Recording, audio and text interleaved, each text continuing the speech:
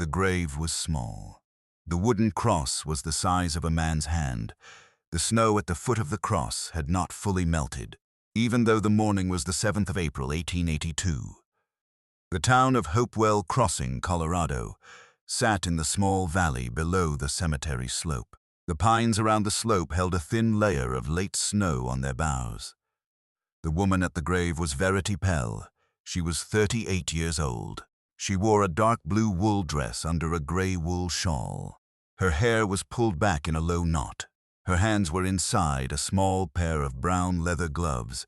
She held a small bundle of dried winter sage in her left hand. The sage was for the grave. She knelt down at the small wooden cross. She set the sage at the base of the cross.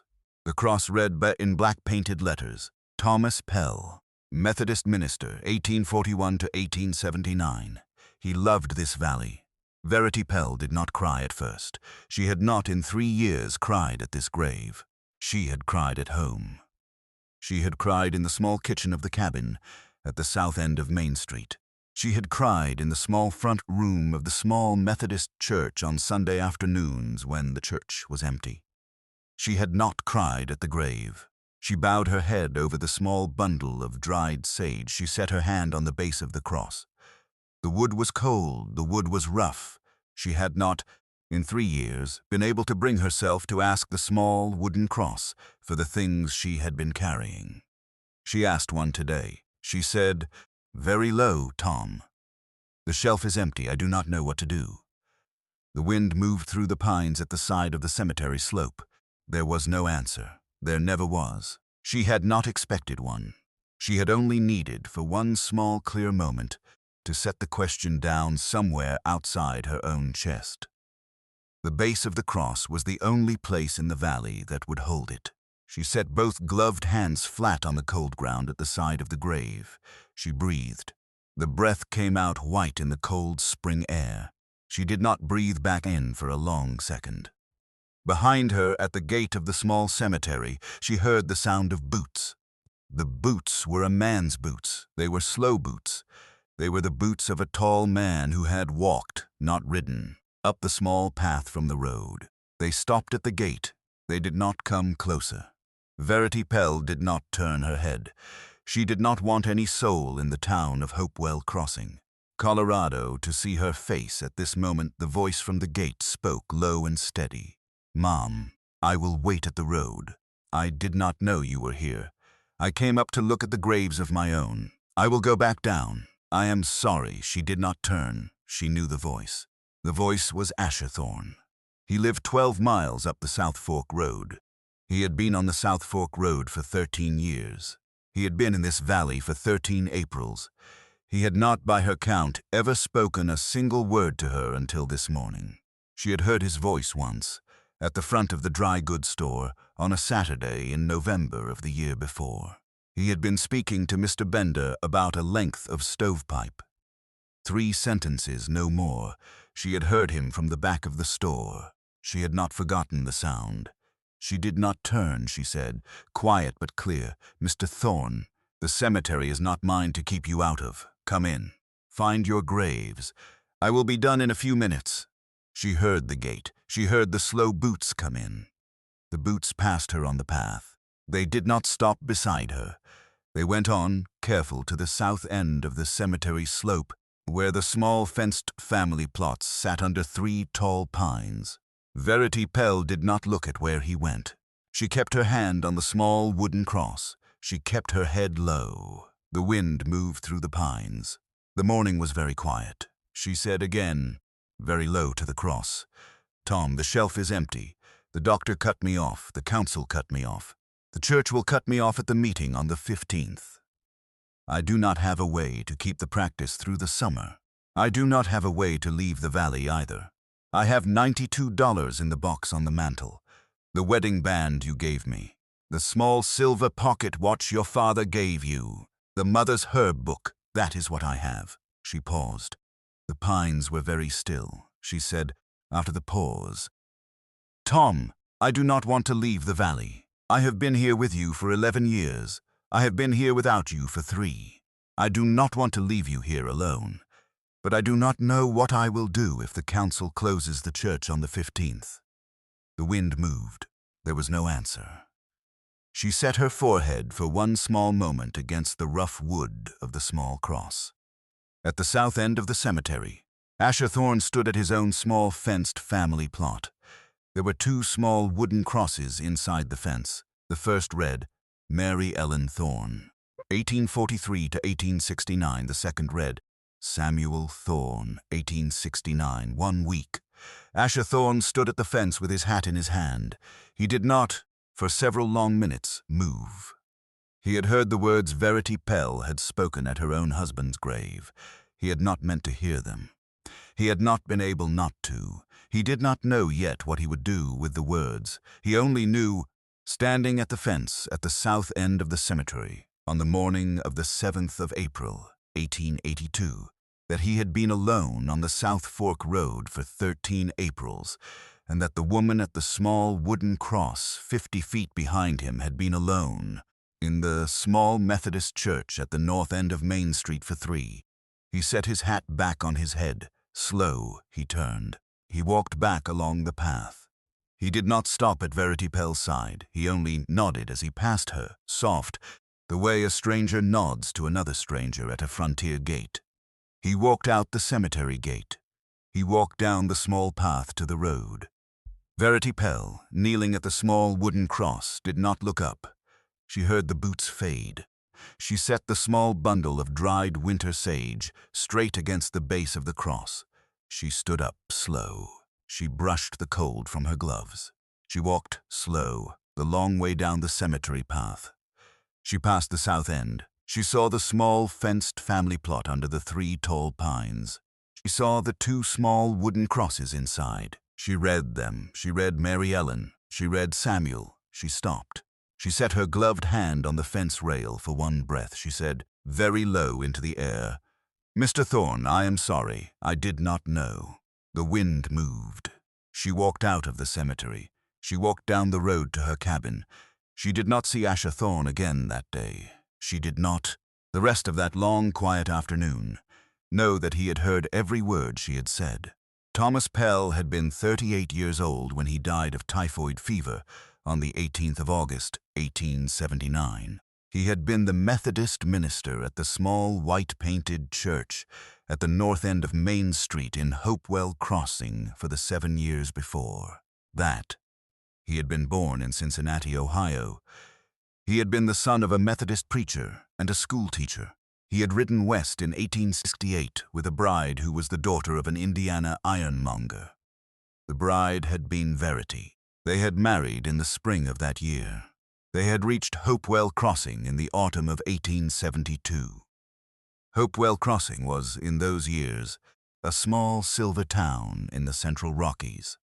The town had been founded in 1864, around a strike on the South Fork Creek. The strike had been good. The town had grown to about 800 people by 1872. The Methodist congregation had been small but steady. The miners and the freight men and the dry goods folk had paid Thomas Pell's salary by passing the plate. Verity had become the church's quiet half. She had not taken on the role of the minister's wife in the showy way of some bride.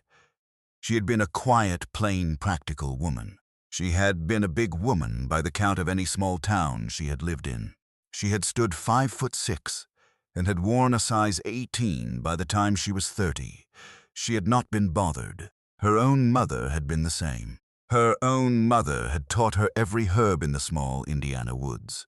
Verity had taken the herb knowledge with her west. She had set up a small healer's bench at the back of the church. The same autumn Tom had taken the pulpit.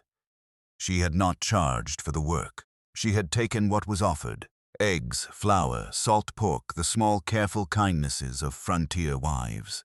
She had caught 73 babies in those 7 years. She had not lost a mother. She had buried 2 children she could not save, and 1 mother she could not have saved with the hands of any doctor in Denver. She and Tom Pell had not had children of their own. They had tried for the first 5 years. The trying had ended in 3 losses.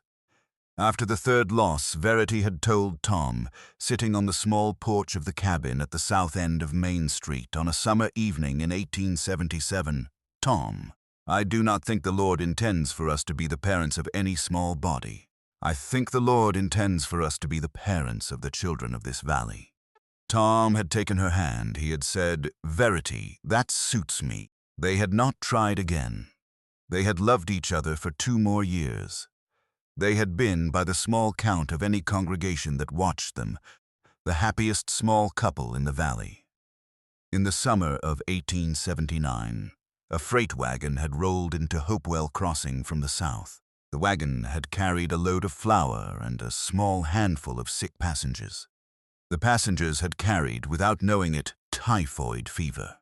By the end of August, the fever was through the South Camp, where the Mexican families and the black families and the small Chinese laundry had lived. By the end of August, it was through the North Camp, too. By the second week of August, 18 people had been dead. The doctor of Hopewell Crossing in those weeks had been a man named Dr. Albert Hewitt. Dr. Hewitt had refused to ride into the South Camp. He had said the South Camp was beyond his reach. Tom Pell had not refused. Tom Pell had ridden into the South Camp every day for 3 weeks. He had carried water. He had carried bread. He had carried the small bottles of carbolic that Verity had given him from the church's small stock. He had read the 23rd Psalm at the bedsides of 7 dying men, 4 dying women, and 3 dying children. On the 12th of August, Tom Pell had ridden home from the South Camp in the late evening. He had been hot. He had been pale. He had said to Verity at the kitchen table, "I will lie down for an hour. The hour will pass. I will be up by supper." He had lain down. He had not been up by supper. He had been at 103 by the morning. He had been at 104 by the second night. Verity Pell had nursed him at the bedside for 6 days. She had bathed him in cool water every hour. She had given him willow tea. She had given him the small drops of laudanum that the dry goods store had ordered for her in April. She had read the 23rd Psalm to him at the same bedside, where he had read it for 7 other dying men. He had died on the morning of the 18th of August, 1879. He had been holding her hand. The last word he had said to her was her name. He had said, "Verity." He had said it slow and clear. He had closed his eyes. He had gone. She had buried him in the small Methodist cemetery on the south slope of the town on the 20th of August. The town had come. The doctor had not. The doctor had sent a small card of condolence written in his own hand. The cards had said, "Madam, I regret your loss. Dr. A. Hewitt." Verity had set the card, careful, on the mantel above the kitchen stove. She had not, in 3 years, taken it down. She had also not, in 3 years, asked the doctor to ride out for any patient she could not save with her own hands. The doctor had not come to her either. The doctor had, in those 3 years, sent the worst of the small frontier judgments through his small, careful parlor wife. The judgments had reached Verity by the second autumn. She had not, when they reached her, said a word about them. She had only kept the practice. She had only kept the church. She had not, by the 7th of April, 1882, been to Dr. Hewitt's parlor or to his office in 3 years and 7 months. That morning at the grave, with the dried sage at the base of the small wooden cross, was the first morning Verity Pell had spoken a question at the grave to her own dead husband out loud. She had been carrying the question for 6 months. The mountain man at the south end of the cemetery had heard it. He would, by the morning of the 22nd of April, have an answer. Verity Pell walked back into the small cabin at the south end of Main Street at noon on the 7th of April. She hung her gray wool shawl on the peg by the door. She set her gloves on the kitchen table. She put the kettle on. The cabin was small but tidy. The front room held the small iron stove, the small kitchen table with 2 wooden chairs, the small dry sink, and a high wall of pine shelves above the stove. The shelves had been built by Tom Pell himself in the autumn of 1873. The shelves held, by Tom's design, the small library of jars and twists and clay pots that were Verity's working stock. The shelves were not empty, they were close. The top row, which had once held 9 glass jars of dried herbs, now held 3. The second row, which had once held 12 small brown paper twists of seeds and small powders, now held 5. The third row, which had once held the small clay pots of carbolic and laudanum and quinine and the small brown glass bottle of ether, now held only the laudanum bottle, and the laudanum bottle was at the bottom by the count of 2 days of nursing. The fourth row, which had once held the small leather satchel for house calls, still held the satchel. The satchel was no longer full. Verity stood in the small cabin and looked at the shelves. She had looked at them every morning for the last 7 months. The looking had not changed them. She had not, in those 7 months, been able to refill them. The reason was simple. The wholesaler in Denver, a man named Mr. Eustace Granger of the Granger Pharmaceutical Company, had stopped shipping to her on credit. He had stopped shipping in September 1881. He had sent her a polite letter. The letter had said, in short, that he had been instructed by Dr. Hewitt of Hopewell Crossing not to ship pharmaceutical goods to any practitioner in the town other than the doctor himself. The letter had said, in the careful, tight hand of Mr. Granger's clerk, that the company regretted the change. Verity had not been able to pay for the supplies in cash. She had not, in 3 years of practice in Hopewell Crossing, charged her patients in cash. She had charged in eggs and flour and salt pork and small kindness. The cash for the pharmaceutical goods had come from a small fund the Methodist Church had paid into. The fund had been Tom Pell's idea in 1873. The fund had been the church's quiet support of the work of the minister's wife. The fund had been kept up by the Deacons' Board through the autumn of 1880. The fund had been cut to half in 1881. The fund had been cut to a quarter by the autumn of 1881. The Deacons' Board by then had been almost entirely men who had been friends of Dr. Hewitt at the small Hopewell Crossing card game on Thursday evenings. The fund had been gone by the spring of 1882. The Methodist Conference in Denver had sent a new minister to Hopewell Crossing in October of 1881. His name was the Reverend Peyton Hosmer. He was 31. He was the son of a railroad lawyer in St. Louis. He was clean-shaven. He was polite. He had told Verity, in his first week, that he would prefer she vacate the small healer's bench at the back of the church. He had said the bench was, in his view, beneath the dignity of the Lord's house. He had not used the word vanity. He had not needed to. Verity had moved the bench. She had moved it into the front room of the small cabin at the south end of Main Street. She had moved the small high shelf of herbs there. She had told the women of the valley to come to her cabin door instead. They had come. They had not asked her why. For 7 months the cabin had served. The cabin had served until the supplies had begun to fail. By the second week of March, Verity had been out of yarrow leaf and willow bark and golden seal root. By the third week, she had been out of comfrey. By the 1st of April, the small shelves had emptied to the count she had read off them this morning. She had 2 patients still to see this week. A young black mother on the South Camp who was 34 weeks gone and who would need willow tea by the next month. A small, thin Chinese girl at the laundry who had a cough that had been going on a month. Verity had small honey for the cough. She had nothing for the willow tea.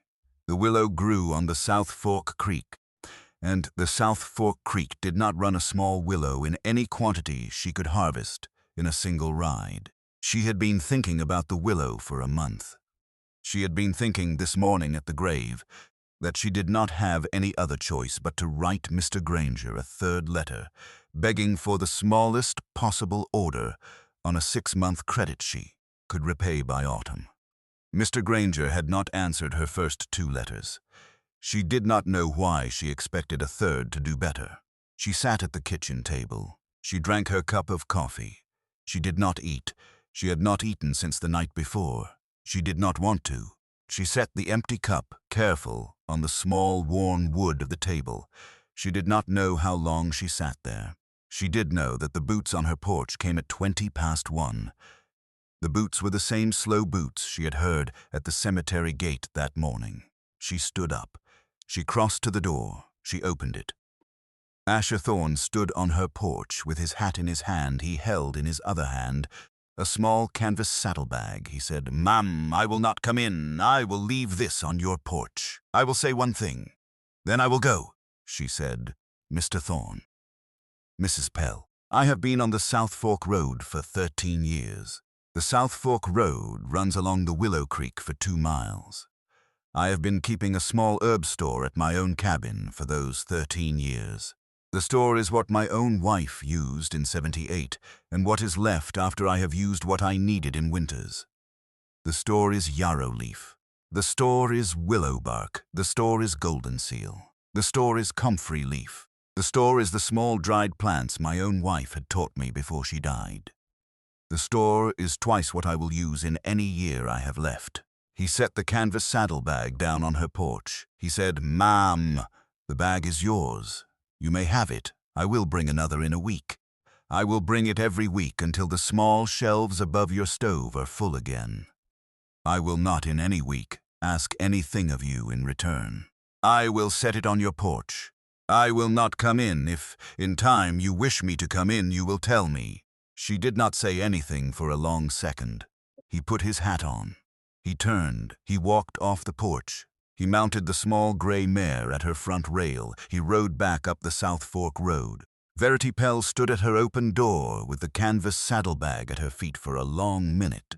She bent down. She lifted the bag. She brought it inside. She set it careful on the kitchen table. She opened it. Inside the bag were 12 small glass jars. Each jar held a small careful measure of one of the dried herbs Asher Thorne had named. The jars were the same shape and size as the ones already on her shelves above the stove. The labels had been written in a careful, even hand. The hand was not a doctor's hand.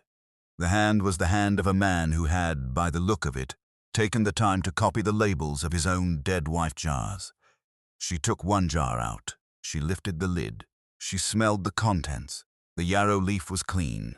The leaf had been picked the summer before. It had been stored in a dry, cool place. It was good. It was as good as any leaf Mr. Granger had ever sent her in any shipment. She set the jar back on the table. She sat down at the kitchen table. She put her head in her hands. She cried. For the first time in 3 years, at her own kitchen table in the middle of the day. She cried small and slow and quiet. The crying took about 10 minutes. When it was done, she stood up. She washed her face in the basin. She brought down the small ladder Tom Pell had built for the shelves. She climbed up. She set the 12 small jars of Asher Thorne's herbs, slow and careful, on the small high shelf above the iron stove. The shelves were no longer empty. Asher Thorne came back to Verity Pell's porch on the morning of the 14th of April, 1882. He brought a second canvas saddlebag. He did the same thing he had done the week before. He set the bag on the porch. He took off his hat. He said one short thing. This time the short thing was, "Mum, I have brought more willow bark. I have brought a small jar of bear root. The bear root is for chest cough." Verity Pell stood at her open door. She did not let him leave this time. She said, "Mr. Thorne." He said, "Mrs. Pell," she said, "I will not let you ride 12 miles back up the South Fork Road without sitting at my kitchen table for a cup of coffee. The coffee will be on by the time you have set the bag inside the door. You will sit, you will drink the coffee, you will go after. That is what I am asking." He looked at her for a long second. He said, "Mom, the cup of coffee will suit." He set the bag inside the door. He took off his coat. He hung it on the peg by the door beside her own gray wool shawl. He sat down at the kitchen table in the wooden chair across from where she had been sitting. He set his hat on the table. She poured the coffee. She set the cup in front of him. She sat down across from him with her own cup. She did not say anything for a long second. He did not either. The kitchen was warm. The light was good. The small shelves above the stove now held 24 small glass jars in 2 neat rows. She said, "Mr. Thorne." He said, "Mom." She said, "Your wife was Mary Ellen." He said, "Yes." She said, "Your son was Samuel." He said, "Yes." She said, "Your son lived 1 week." He said, "Yes." She paused. She set her hand around her cup of coffee. She said, "Slow, Mr. Thorne. May I ask what happened?" He looked at the kitchen table. He set both his hands flat on the wood. He thought for a long second. He said, in a voice that did not crack, "Mom." We were on the South Fork Road for 2 months. We had ridden in from Iowa in the spring. Mary Ellen had carried the baby the whole way west. The baby came 2 weeks early. The baby came in the cabin in the middle of the night. There was a Mrs. Albright on the South Fork Road, then 2 miles up from us. Mrs. Albright was the only midwife the town had. I rode for her. I brought her back. Mrs. Albright caught the baby. The baby was small. The baby was alive. Mary Ellen was bleeding. He paused. He drank his coffee. He said, "Mrs. Albright stayed with us for 3 days. The bleeding would not stop. By the 4th day, Mary Ellen was gone. The baby lived another 4 days. The baby would not feed. Mrs. Albright tried everything she knew. The town doctor at the time, a man named Dr. Briarcliff, who died of a heart attack in '74, would not come up the South Fork Road. The road was bad. The doctor was a town doctor only. He did not ride out. Verity said very low, "Mr. Thorne." He said, "Mum, I have not, in 13 years, spoken about that week to any soul in this valley. I have not, in 13 years, sat at a kitchen table with any woman. I have not, in 13 years, walked into the cemetery with the slow, careful walk of a man going to look at his own. I have, twice a year, in the spring and the autumn, walked up. I have brought a small bundle of sage. I have not knelt at the fence. I have stood. I have left." He paused. He said, "Ma'am, this morning, the 7th of April, I walked up. I had a small bundle of sage in my saddlebag. I tied my horse at the road. I walked the path. I came in the gate. I saw you at the small wooden cross at the north end of the slope. I knew you. The town knows you. The town does not, by my count, deserve you. I had heard by the dry goods store that the church council was about to cut you off at the meeting on the 15th. I had not known until this morning that the shelf was empty." Verity said, "Mr. Thorne," he said, "Mom, I heard what you said to your husband at the grave. I did not mean to hear. The wind was at my back. The pines do not catch a quiet voice. I am sorry that I heard. I will not in any month of any year ahead tell another soul. I will only say that I heard. The hearing is the reason I rode home and packed the saddlebag. The hearing is the reason I will keep packing one every week." She did not say anything for a long second. She said, "Mr. Thorne." He said, "Mom." She said, "Asher." He said, "Verity." She said, "I will not ask you why you stopped sitting at a kitchen table with any woman for 13 years. I think I know why. I do not need you to tell me. I will only say that you are sitting at a kitchen table with me now. The chair under you is the chair Tom Pell built for the kitchen in 1873.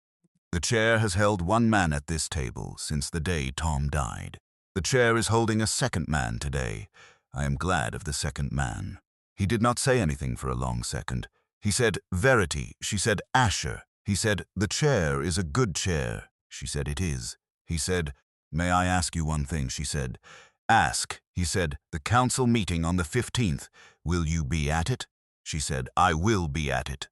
I will sit in the front row. I will not, by my own count, get to speak. The council does not, in the meetings on the 15th of any month, give the floor to any soul who is not on the council. But I will sit in the front row. I will hear what they say. I will know, by the end of the meeting, what I have to do." He said, "Verity, I would be at the council meeting on the 15th, if you will permit. I have not been to a council meeting in this town in 13 years. I have not been in the town hall in 11. I would, with your leave, sit in the second row, 2 seats behind you on the same side." She said, "Asher, sit 2 seats behind me on the same side." He nodded. He drank the rest of his coffee. He stood up. He put on his coat. He set his hat on his head. He walked to the door. At the door he turned. He said, "Verity." She said, "Asher." He said, "I will not, on any morning of any year ahead, Ride past your cabin on the way to the dry goods store without stopping at your porch. If the porch is empty, I will set the saddlebag at the door. If the porch is not empty, I will sit at the kitchen table for 1 cup of coffee. I will not, in either case, presume anything else. She said, yes. She said, you may in time presume more. The presumption is at my leave. I will tell you when the leave is given. He said, Verity. She said, Asher. He said, I will wait. He went out. The door closed soft behind him. She heard the small grey mare at the front rail. She heard the boots in the stirrup. She heard the mare turn. She heard the slow, careful walk down the South Fork Road. She sat at her kitchen table for a long time, with her hand around her empty cup of coffee. She thought slow about Tom Pell. She thought about what Tom Pell would have said about the chair across from her now, holding a second man for the first time in 3 years. She knew what Tom Pell would have said. Tom Pell would have said, Verity, the chair was built to hold a friend. The chair has held a friend today. That is what the chair was for. She nodded once. She washed the cups. She set them on the dry sink. She walked across the kitchen. She brought down the small bag of yarrow leaf from the high shelf. She measured out a small, careful pinch for the next call she would make that afternoon. The shelves above the stove held 24 small glass jars. The chair across the table from her had held a second man for the first time in 3 years. She went out on her call. The council meeting on the 15th of April, 1882, was held at 7 in the evening at the small wooden town hall on Main Street. The hall was full. The council was at the long oak table at the front. The Reverend Peyton Hosmer sat at the end nearest the door. Dr. Albert Hewitt sat at the end nearest the wall. Mr. Edwin Pratt of the dry goods store sat in the middle. Mr. Theodore Bell of the Silver Assay Office sat beside him. Mr. Hiram Foote of the freight depot sat beside him. The mayor of Hopewell Crossing, a small, thin man named Mr. Walter Carlin, who was 64, sat at the head of the table. Verity Pell sat in the front row on the left side. She wore her dark blue wool dress. She wore her gray wool shawl. She had braided her hair into a tight knot. She held a small, folded piece of paper in her hand. The paper was the small letter from Mr. Eustace Granger of the Granger Pharmaceutical Company in Denver, the letter she had received in September of 1881. 2 seats behind her on the same side, in the second row, sat Asher Thorne. He had ridden down the South Fork Road that afternoon. He had stopped at the small house of Mr. Pratt, the dry goods store. He had bought a clean black wool coat and a clean white linen shirt. He had paid in coin. He had not, in 11 years, been seen in town in a clean black coat. Mr. Pratt at the dry goods store had not said anything about the coat. Mr. Pratt had only nodded. Mr. Pratt was, by his own quiet count, a man who had been a friend of Tom Pell. The mayor brought the meeting to order at 3 minutes past 7. He read out the agenda. The agenda had 5 items. The 5th item was the question of the practice of Mrs. Verity Pell, healer. The first 4 items were dealt with in 14 minutes. They were dull items: a small road repair, a small fence dispute, a small license renewal, a small church grant for a new bell. Verity sat through them. Asher Thorne sat through them. At 20 minutes past 7, the mayor called the 5th item. He said, Mrs. Pell. Verity stood up. She walked the 4 steps to the small wooden lectern at the front of the room. She set the small letter on the lectern. The mayor said, Mrs. Pell. The council has before it a motion by the Reverend Hosmer and seconded by Dr. Hewitt to terminate the Methodist Church's Small Healers Fund and to formally request that you cease the practice of medicine in this town. The council will hear the motion read in full. The council will hear any short statement you wish to make. The council will then vote. The Reverend Hosmer read the motion. The motion was short. The motion said the church's Small Healers Fund had become, in the view of the deacon board, an irregular use of congregational monies. The motion said the practice of an unlicensed healer in the town had become, in the view of the town's doctor, a public hazard. The motion said the council formally requested that Mrs. Verity Pell cease the practice of medicine in Hopewell Crossing by the 1st of May, 1882. The Reverend Hosmer set the motion down. He looked at Verity. He said, "Mrs. Pell, you may speak." Verity Pell looked at the council. She looked at the room. She did not look at Asher Thorne. She said, "Council, I will speak briefly. I have one piece of paper to read." The paper is a letter from Mr. Eustace Granger of the Granger Pharmaceutical Company in Denver. The letter is dated the 14th of September, 1881. The letter was sent to me at this cabin. The letter says, in short, that the Granger Pharmaceutical Company has been instructed by Dr. Albert Hewitt of Hopewell Crossing not to ship any pharmaceutical goods to any practitioner in this town other than the doctor himself. The letter says the company regrets the change. She paused.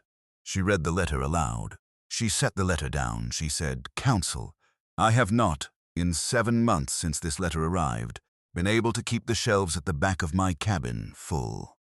I have not, in 7 months, been able to ask Dr. Hewitt for any supply. I have not, in 7 months, been able to pay any wholesaler in cash. I have, in 7 months, lost 2 patients I might have saved with carbolic and quinine, and 3 babies I might have saved with willow tea I could not gather in any quantity in winter." She paused. She said, "Counsel, the motion before you is not, by my reading, a motion about the dignity of a small bench at the back of the Methodist Church. The motion is a motion about whether this town will permit a healer to practice without the leave of the town doctor. I have been the healer of this valley for 7 years. I have not, in those 7 years, charged a single cash dollar.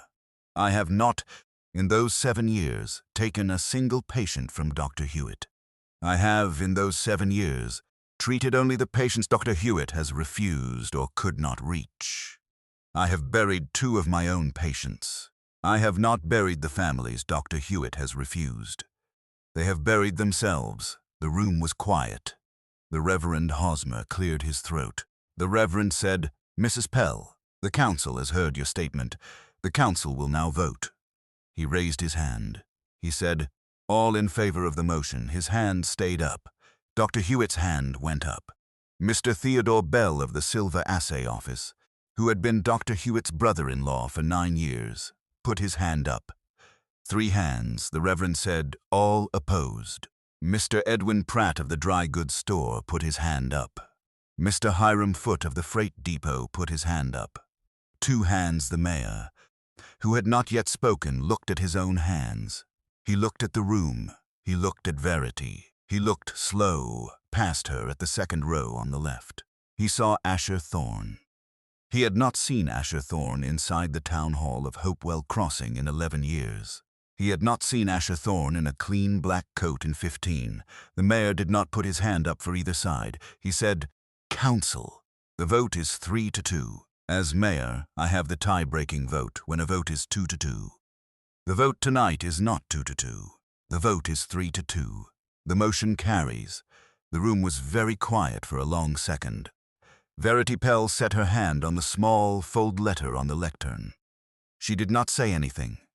She did not, in 3 years of widowhood, have any practice with what to say to a small wooden room at 7:30 in the evening on the 15th of April, 1882. She turned to walk back to her seat. She did not make it. A man stood up in the 2nd row on the left side. The man was Asher Thorne. He held his hat in his hand. He said in a low voice that filled the small wooden room without being loud, "Mayor." The mayor looked at him. The mayor said, "Slow, Mr. Thorne." The whole room turned. The whole room had not seen Asher Thorne in 11 years. The whole room had heard of him. The whole room had stopped expecting him. Asher Thorne said, "Mayor, if the council will allow it. I have not been in this room in 11 years. I have not, in those 11 years, asked for the floor. I will ask for it tonight. I will ask for 2 minutes." The mayor looked at the Reverend Hosmer. The Reverend Hosmer did not answer. The mayor looked at Dr. Hewitt. Dr. Hewitt was looking at his own hands. The mayor said, "Mr. Thorne, the floor is yours for 2 minutes." Asher Thorne walked, slow and steady, the 4 steps from his seat in the second row, to the small wooden lectern at the front of the room. Verity Pell stepped to the side. She did not return to her chair. She stood beside the lectern. Asher Thorne set his hat on the lectern. He did not look at the council. He looked at the back of the room. He said, "Folks of Hopewell Crossing, my name is Asher Thorne. I have been on the South Fork Road for 13 years. I have not in those 13 years spoken inside this room to any of you. I will speak now." He paused. He said, "On the morning of the 7th of April, 8 days ago, I walked up the small path to the cemetery on the south slope to put a small bundle of sage at the graves of my own. I am a man who walks up twice a year. I am not a man who kneels. I had not knelt at those graves in 11 years, he paused. He said, "On the same morning, Mrs. Verity Pell, the widow of the late Reverend Thomas Pell of the Methodist Church at the north end of Main Street, was at the grave of her own husband. I did not know she would be there. The cemetery is not large. I heard her speak. I did not mean to hear her. I will not repeat the words she spoke. The words were between her and her husband. The words were not for me." He paused. He said, "But I will say this. The words she spoke at her husband's grave that morning have been carried by her, alone, for 3 years in this valley. The words were the kind of words a widow speaks only when she has been alone for too long with a problem she cannot lift by herself. The problem she could not lift 8 days ago was a small shelf at the back of her cabin that had gone empty because the wholesaler in Denver had been instructed by the doctor of this town not to ship to her any longer." He paused. He said, "Folks of Hopewell Crossing, I have on my own ridge, 12 miles up the South Fork Road, a small herb store I have kept since my own wife died in 1869. The store is twice what I will use in any year I have left. I have, in the last 8 days, ridden down the South Fork Road twice. I have set on Mrs. Pell's porch 2 canvas saddlebags of herbs. I will, for as long as Mrs. Pell will accept them, keep bringing the bags. I will bring 2 each week. I will bring them whether the council passes a motion or not. I will bring them whether the dry goods store sells me a clean black coat or not. I will bring them whether the doctor at the south end of Main Street instructs the Denver wholesaler to write me a letter or not. I will bring them because Mrs. Verity Pell has been the healer of this valley for 7 years, and has not, in those 7 years, asked any soul in this room for anything other than the leave to do the work she is here to do." He paused. He said, "Folks of Hopewell Crossing, the council has tonight voted 3-2 to ask Mrs. Pell to cease the practice of medicine in this town by the 1st of May. The council has the legal right to make that motion. The council does not have the right to stop me from riding down the South Fork Road on a Tuesday afternoon with a canvas saddlebag tied to my saddle. The council does not have the right to stop Mrs. Pell from sitting at her own kitchen table in the small cabin at the south end of Main Street. The council does not have the right to stop the women of this valley from walking the 4 blocks south to her front door, and from sitting in her front room, and from drinking her tea, and from telling her, in the slow, careful way the women of this valley have been telling her for 7 years, the small private things they have been carrying." He paused. He said, "I will say one more thing, then I will sit down." He turned. He looked at Dr. Hewitt at the end of the long oak table. He said, "Dr. Hewitt." Dr. Hewitt said low, "Mr. Thorne."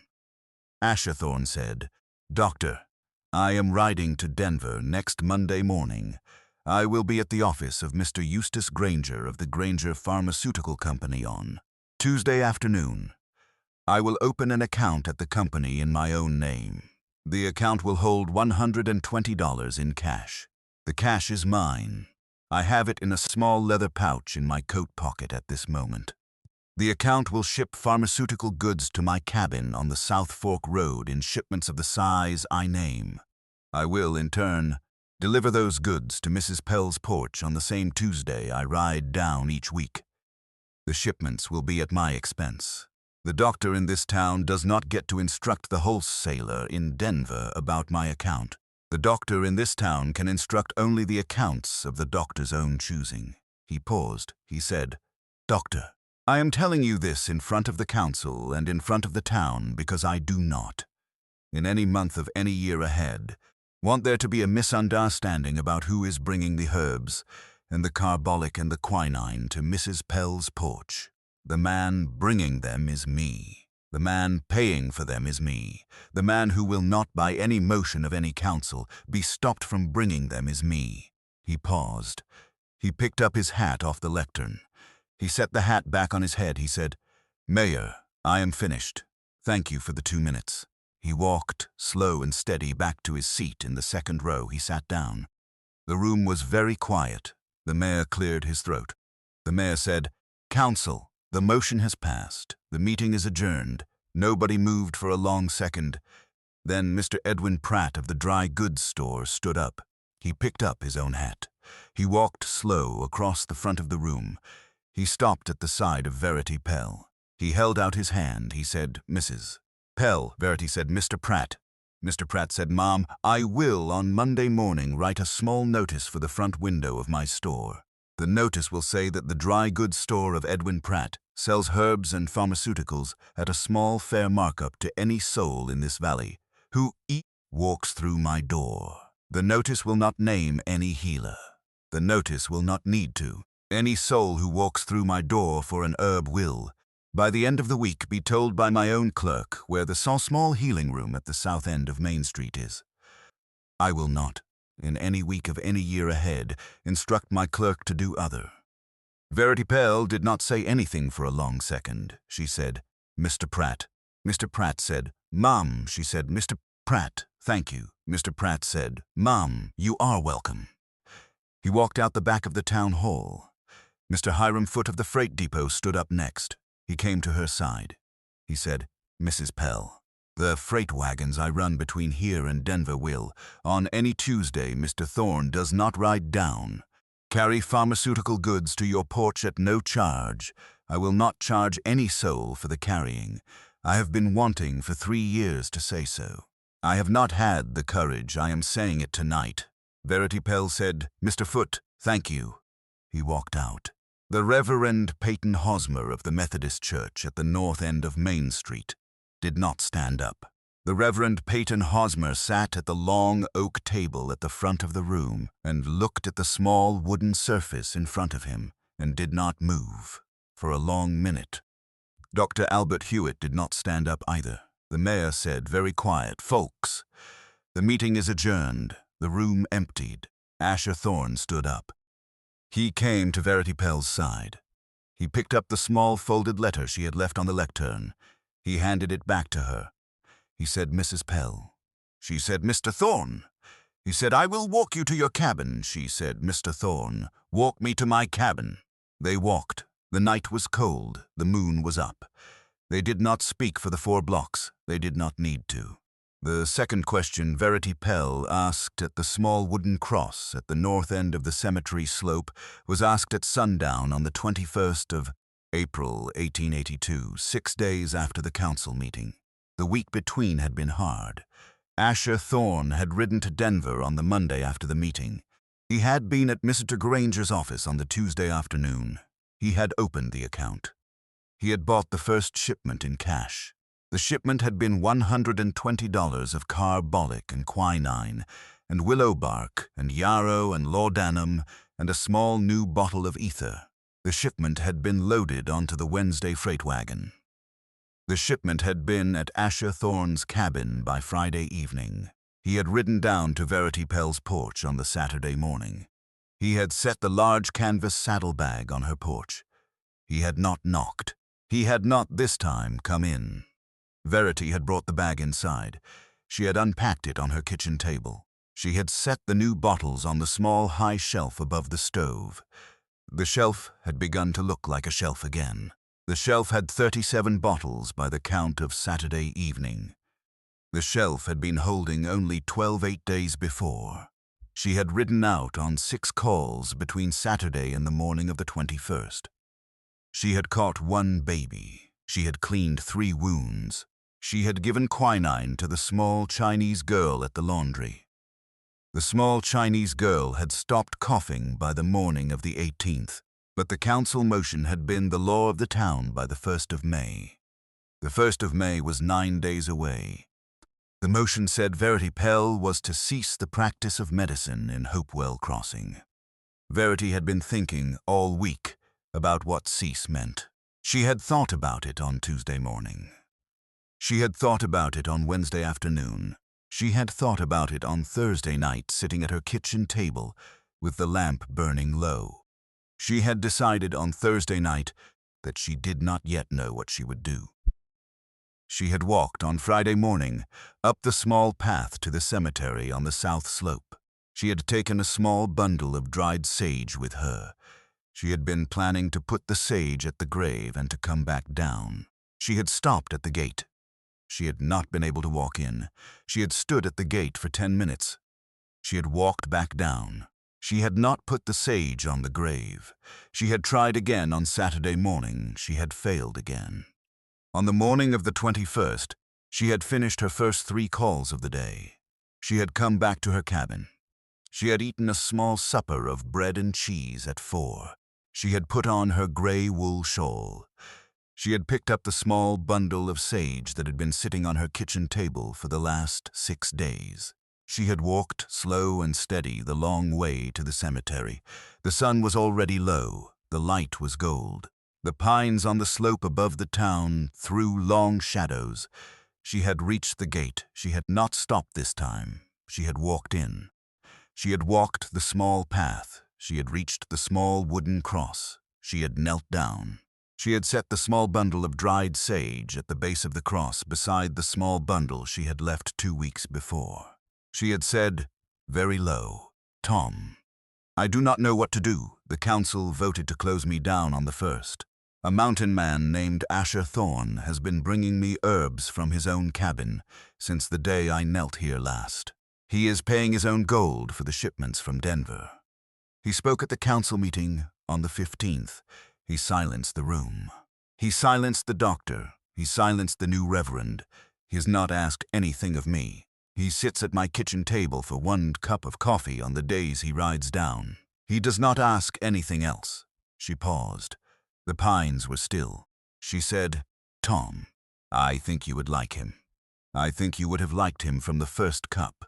I think you would have sat with him on the porch on a Sunday evening with a cup of coffee. And the 2 of you would have spoken about the high country and about the small kindnesses a man does when he has been hurt for a long time." She paused. She said, "Tom, the 1st of May is in 9 days. I have been a healer for 7 years. I do not know how to be anything else. I do not, by my own count, have any other work in my hands. The council has not, by any motion, taken the work out of my hands. The town has not, by any morning, asked the work to be put down. The work is still there. I will, on the 1st of May, still have patients calling at the porch. I do not know how I will turn them away. I do not, by my own count, have it in me to turn them away. I think I will not turn them away. I think I will keep working. I think the council will have to come for me." She paused. The wind moved. She said very low, "Tom, is that the right answer?" She set both gloved hands flat on the cold ground at the side of the grave. She did not, for a long second, breathe. Behind her, at the gate of the small cemetery, she heard the boots she had heard 2 weeks before. She did not turn. She did not need to. The boots came in. They came up the path. They did not stop on the way. They came to the small wooden cross. They stopped a step behind her. Asher Thorne said, in his low, even voice, "Verity." She did not turn. She said, "Asher," he said, "I rode down for the Saturday supply. I set it on your porch. I did not see you. I waited an hour. I rode home. I came back at 5. I saw you walk up the road. I followed." She said, "Asher, you did not need to." He said, "Verity, I needed to." She did not say anything for a long second. He knelt down beside her, slow at the side of the small wooden cross. He did not touch her. He set his hat in his hand. He said very low, "Verity." She said, "Asher." He said, "I will say a thing now. I will say it once. I will say it because the sun is going down and your husband is in this ground in front of you and I am beside you, and the day has come when I cannot, in any honest way, keep my mouth shut about it any longer. She said, Asher. Saya said, Verity Pell. I have been alone on the South Fork Road for 13 years. I have not, in those 13 years, sat at a kitchen table with any woman until 2 weeks ago. I will not, by any count of any month, find a reason in any of the years left to me to sit at any other kitchen table. The chair across from yours is the chair I want to be in. I would not have you cease the practice of medicine in this town. I would have you keep the practice. I would, in the years ahead, ride down every Tuesday morning and every Saturday morning and every Sunday afternoon to your porch. I would, by the council's leave or without it, supply the small high shelf above your iron stove for the rest of my time on the South Fork Road. He paused. He said, Verity, I would, if you would have me, do these things as your husband. I would not, by my own count, do them as any other thing. I am too old to be a friend of yours from a saddlebag on a porch. I have done the saddlebag for 2 weeks. I cannot do it for 10 years. I will tell you the plain truth. The saddlebag is too small a thing for what I have in me to give you. He paused. He said, Verity, if you would have me, I would marry you at the small Methodist church at the north end of Main Street, by the Reverend Peyton Hosmer, if he will agree to it, by the Reverend Jonas Pike of Pine Bluff, if he will not, by any traveling Methodist from Denver, if neither will. I would marry you at the porch of your own cabin if no minister will come. The day will be the first day you will name. She did not say anything for a long second. She said, Asher Thorne. He said, Verity Pell. She said, I will marry you. I will name the day. The day will be the second Sunday in May, the 8th 8 days after the council motion takes effect. He said, Verity. She said, Asher, there is one thing I would ask of you before I rise from this grave. I would have you, before we leave this slope, walk with me to the south end. I would have you take me to the small fenced family plot under the 3 tall pines. I would have you let me kneel at the side of the fence beside you. I would have you let me say one thing at the small wooden cross of your wife and one thing at the small wooden cross of your son. I would not by my own count walk down off this slope as your bride without saying those 2 things first. He looked at her for a long second. He said, Verity, I would have you say them.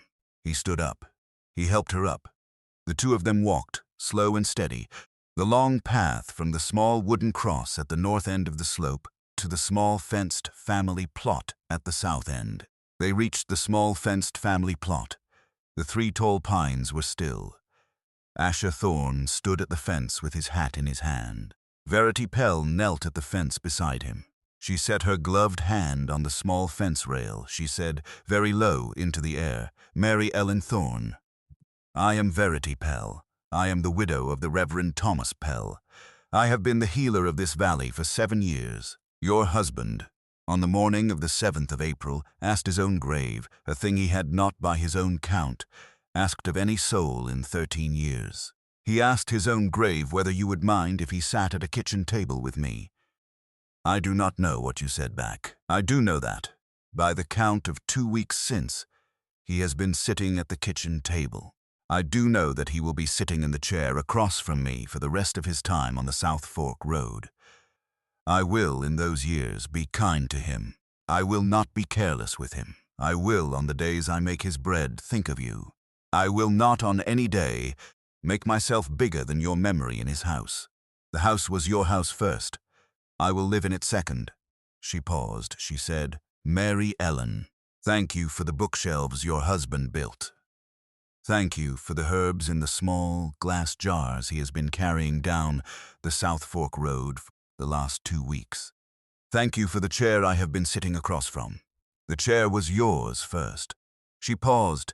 She said, Samuel Thorne, I will not in any year ahead have any child of my own. I have not, by my own body, been able to. I would, however, in the years ahead, watch over the small graves at the south end of this slope, as if they were the graves of my own. I will bring the dried sage in the autumn. I will bring the dried winter sage in the spring. I will not let the 2 small wooden crosses fall. Your papa has been a kind man to me. I will be a kind woman to your papa. She set her forehead soft against the small fence rail for one breath. She stood up. She turned to Asher Thorne. She said, Asher. He said, Verity. She said, I will walk down off this slope as your bride. He said, Verity. She said, Asher. He said, I would like that. The two of them walked slow and steady down the small path. They walked out the cemetery gate. They walked down the road to the small cabin at the south end of Main Street. The sun set over the high country. The cabin was warm. The shelves above the stove held 37 small jars of medicine. The chair across from Verity Pell's chair was no longer empty. There was, between the night of the 21st of April and the wedding day on the second Sunday in May, one small chapter that has to be told before the wedding. The chapter was the chapter of the 1st of May, 1882. The 1st of May was the day the council motion took effect. Verity Pell did not, on the morning of the 1st of May, close her practice. She opened her front door at 7 in the morning. She set out her medicine satchel on the small kitchen table. She sat down in her chair across from the chair Asher Thorne had been sitting in on Tuesdays and Saturdays and Sundays. She waited. At 10 minutes past 7, there was a knock at her door. The knock was the knock of a small woman. Verity opened the door. The small woman at the door was Mrs. May Tan, the wife of the small Chinese laundry at the south end of the South Camp. Mrs. Tan had her small daughter, Yu, with her. Yu was the small girl whose cough had been on a month and who had been given the quinine 3 weeks before. Mrs. Tan said, Mrs. Pell, Yu has a small fever. The fever started last night. The fever is at 101. I am asking you for the small willow tea. Verity Pell stepped aside. She said, Mrs. Tan, bring her in. Sit by the stove. I will measure the willow. Mrs. Tan brought Yu in. Verity measured the willow. She gave Mrs. Tan a small twist of brown paper with enough willow for 3 days. She gave Mrs.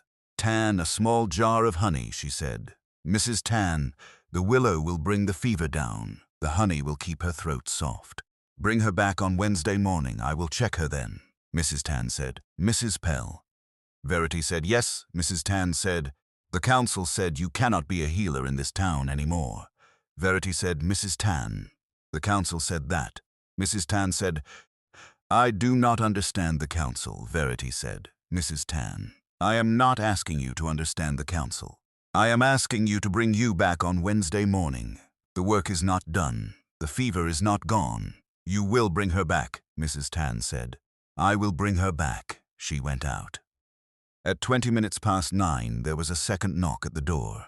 The second knock was the knock of Mr. Pratt of the dry goods store. He had not, by Verity's count, ever knocked on her front door. He held a small box in his hand. He said, Mrs. Pell. She said, Mr. Pratt. He said, Mom. The Wednesday Denver freight came in last night. The freight had on it an order I placed 2 weeks ago with the Granger Pharmaceutical Company. The order was for $40 of small herbs and small bottles for the front window of my store. The order was paid by me out of my own till. I did not, in placing the order, ask Dr. Hewitt for any leave. I did not, in placing the order, expect Dr. Hewitt would have anything to say about it. He did not. The order arrived. I have set the small herbs and the small bottles on a small shelf at the back of the store. I have put a small sign in the front window of the store this morning. The sign says, Herbs and Poultices sold here. No questions asked. The box in my hand is for you. It is a small Sunday gift. It holds 3 jars I thought you might need. He set the box on her kitchen table. He said, Mom, the sign in the window of the store is the way I have decided to vote on the council motion. The council voted 3-2 on the 15th. I voted with you that night. I am voting with you again this morning. Verity said, Mr. Pratt. He said, Mom. She said, Mr. Pratt. Thank you. He said, Mom, I will not in any morning of any year ahead take a single dollar of profit on the herbs at the back of my store. The herbs will be sold at cost. The herbs will be a small back of the store kindness of the dry goods. I am, by this morning, putting that kindness in writing in my own ledger. He took his hat off. He set it back on. He went out. By 11 in the morning, 6 women of the valley had been at Verity Pell's front door. By 2 in the afternoon, 11. By sundown, 16. The council motion had been the law of the town. The town had voted by the count of 16 women in one day, with the bench at the back of the cabin. By the end of that first week of May, by the small count of Verity Pell, at her kitchen table on the 7th of May, she had seen 31 patients in her practice. She had been paid in eggs and flour and salt pork and 1 small bag of coal. She had taken the bag of coal because the May nights were still cold and the small iron stove had been working hard. Dr. Albert Hewitt did not, in that week, ride to the front of the cabin or send any letter or speak any word. The Reverend Peyton Hosmer did, on the 3rd of May, ride to the front of the cabin. He stood at the bottom of the porch steps. He took off his small gray hat. He said, "Mrs. Pell." She said, "Reverend." He said, "Ma'am, I have come to tell you that I will, on the 2nd Sunday in May, perform the wedding at the small Methodist church at the north end of Main Street. The wedding will be at 1 o'clock. I will, in the days between now and Sunday, prepare the small service. I have, by my own count, been wrong in my treatment of you. For the 7 months I have been the minister of this church, I will not be wrong any longer. I will, on Sunday, say so before the congregation. I will not, in any month ahead, ask you to vacate the small bench at the back of the church." Verity said, "Reverend Hosmer." He said, "Mrs. Pell." She said, "I have moved the small bench to my front room. The small bench will stay in my front room. I do not, by my own count, need the bench at the back of the church. The cabin will hold the patients. The cabin will hold them better." He nodded. He said, "Mrs. Pell, I will say so on Sunday. I will say all of it on Sunday. The town will hear me." He set his hat on his head. He turned. He rode back to the church. That was the first week of May. The 2nd Sunday in May was the 8th. It would come at 20 past noon. But before it came, on the evening of the 7th, with the lamp burning low, and the kettle on the back of the stove, and Asher Thorne sitting in the chair across from her at the kitchen table, Verity Pell stood up from her seat. She said, "Asher." He said, "Verity." She said, "I am going up to the cemetery one more time tonight. I will go alone. I will be back by 10. The moon is up. The path is clear." "I am not afraid of the path," he said. "Verity, take the small lantern in case the path is colder than you think." She took the small lantern. She walked, slow and steady, up the small road to the cemetery. She walked the small path to the small wooden cross at the north end of the slope. She knelt down beside the small bundle of dried sage she had left 2 weeks before. She said, very low, "Tom, the wedding is in the morning. I will be at the small church at 1. The Reverend Hosmer will read the service. The town will be in the pews. Mr. Pratt will be in the pews. Mrs. Tan will be in the pews. Mrs. Holcomb of Pine Bluff has written to say she will not be able to ride down for the wedding, but that her best wishes are with the chair Asher Thorne now sits in across from me at the kitchen table. The chair is the chair you built in 1873. I have not, in any of the 11 years it has been at my kitchen table, found a kindness greater than the kindness of the man you carved it for in the years that have followed your death." She paused. She said, "Tom, I asked you a question 3 weeks ago at this cross. The question was, what do I do now? The shelf is empty. You did not answer. I did not then expect you to, but a man came up the cemetery path that morning who heard the question. The man did not know me. The man did not, by any account in the valley, owe me anything. The man brought me a saddlebag of herbs that afternoon. The man has been bringing them every week since." She paused. She said, "Tom, I am about to ask you a second question. The question is the man the answer?" She set her hand on the small wooden cross. She did not breathe for a long second. The wind in the pines moved. The wind was steady. The wind did not stop. It moved slow and steady across the cemetery slope. It moved slow and steady against her own cheek. She said very low, "Tom, the wind is the answer." She stood up. She walked back down the small path. She walked out the cemetery gate. She walked down the road in the small yellow light of the lantern. She reached the cabin at the south end of Main Street at 9:20. Asher Thorne was at the kitchen table. She set the lantern careful on the table. She said, "Asher," he said. "Verity." She said, "Tom said yes." He said, "Verity." She said, "He said yes, sir, by the wind." "I went up," I asked. The wind answered. The wind was steady. He stood up from the chair. He did not say anything for a long second. He walked, slow and steady, around the kitchen table. He came to her side. He took both her hands in both his hands. He said, "Verity, I would have married you tomorrow either way."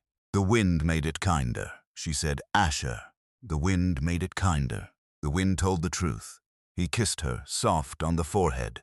He had not, in 13 years, kissed any woman on any forehead. He went out to the small lean-to at the side of the cabin where he had been sleeping for the past 4 nights. He banked the small fire he had built there. He laid down on the small bedroll. He did not sleep for a long time. The wedding was in the morning. The wedding at the small Methodist church at the north end of Main Street, Hopewell Crossing, Colorado, on the second Sunday in May 1882, was held at 1 in the afternoon. The Reverend Peyton Hosmer performed the service. He read the lines from the Book of Common Prayer. He read, before the lines, a small, prepared statement from a piece of paper he had folded in the front of his Bible. The statement was short. The statement said the Reverend had been wrong in his judgment of Mrs. Verity Pell for the 7 months since he had come to Hopewell Crossing. The statement said the Reverend had been wrong in seconding the council motion of the 15th of April. The statement said the Reverend would, on the morning of the next council meeting on the 15th of May, move that the motion be reversed. The statement said the Reverend would, on every Sunday in the 7 months ahead, find a small place in his sermon to honor the women of this valley who had been the healers of the valley by the small kindness of their own hands. The town clapped after he read the statement. The town clapped for a long second.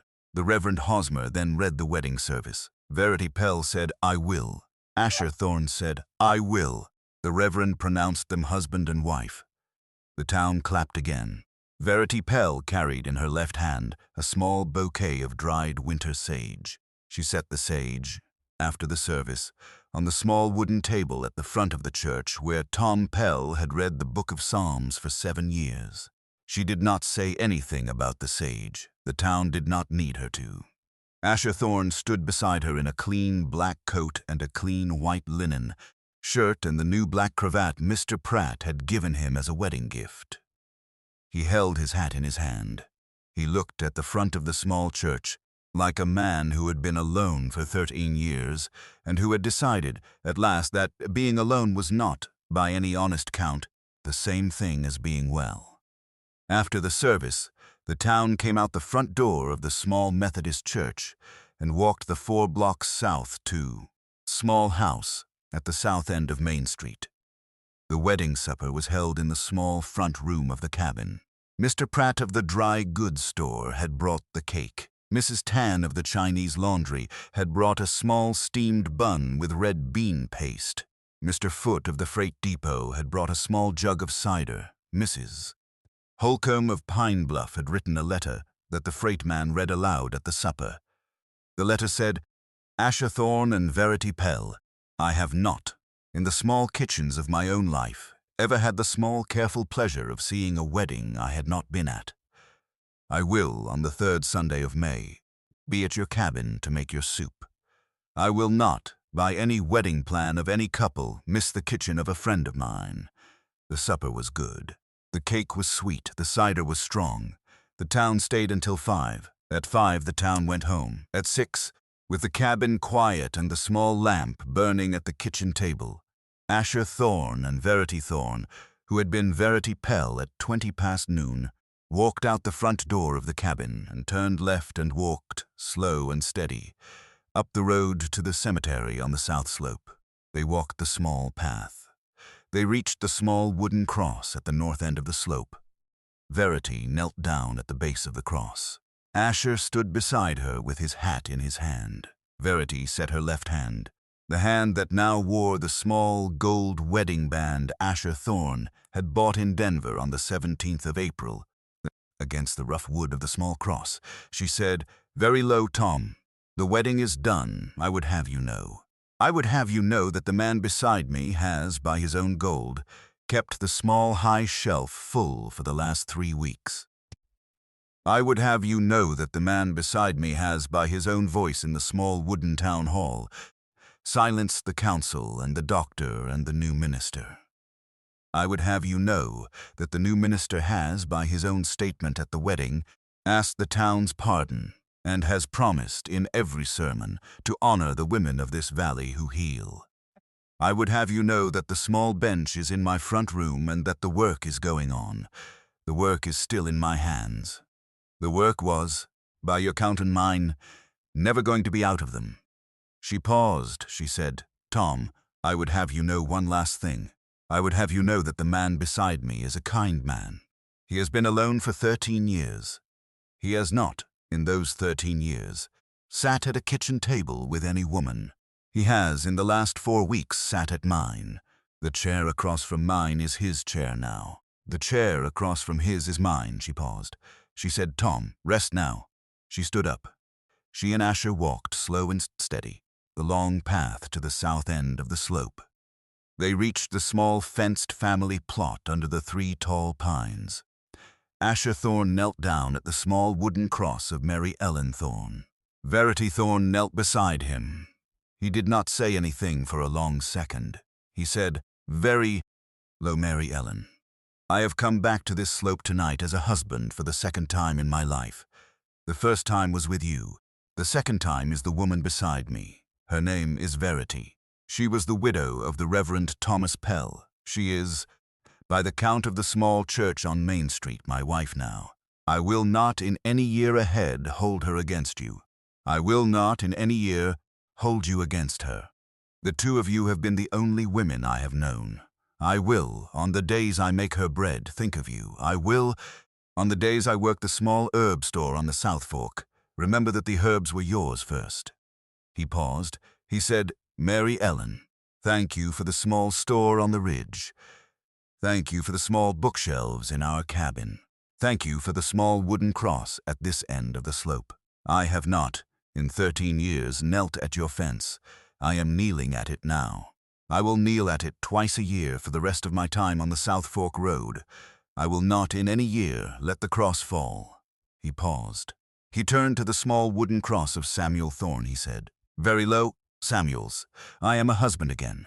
I am not a father yet. I will not, by any count of any year, be a father again in this life. The woman beside me has told me, slow and steady, that she has not been able to carry a child in any year of her life. We will not be a small father and a small mother to any small body of our own. We will be a small uncle and a small aunt to the children of this valley. We will, by the count of any small body we can heal, be your stand-ins." He paused. He said, "Samuel, rest now." He stood up. He helped Verity up. The 2 of them walked slow and steady, the long path back down the slope. They reached the cemetery gate. They walked out. They walked, slow and steady, down the road to the small cabin at the south end of Main Street. The lamp at the kitchen table was lit. The shelves above the iron stove held 41 small glass jars now. The chair across from Verity's chair was no longer empty. The chair across from Asher's chair was no longer empty. The small front room held a small healer's bench and a small herb cabinet and a small wooden box on the mantel that held 3 wedding bands. The wedding band of Tom Pell, the wedding band of Mary Ellen Thorne, and the small gold wedding band of Verity Thorne, taken off on the morning of the 8th of May and set in the box careful for the night. I will tell you one more thing. The small high shelf above the iron stove of the cabin at the south end of Main Street, Hopewell Crossing, Colorado, did not, in the 37 years that followed, ever go empty again. Asher Thorne rode every Tuesday and every Saturday morning down from the ridge with a canvas saddlebag. The small herbs were the kind of small, careful, weekly habit of a man who had decided, at 47, that the small, careful, weekly habits of any kind man are what hold the world up. The doctor of Hopewell Crossing in 1882, Dr. Albert Hewitt, died of a stroke at his own kitchen table in the spring of 1888. The town hired a new doctor that summer. The new doctor's name was Dr. Helen Lynn. She was the first woman doctor in central Colorado. She had been trained at the Small Women's Medical College in Denver. She rode out, in her first week in town, to Verity Thorne's small cabin. She knocked at the front door. Verity opened it. Dr. Lynn said, "Mrs. Thorne, I have come to ask if you would, in the years ahead, share the work of this valley with me.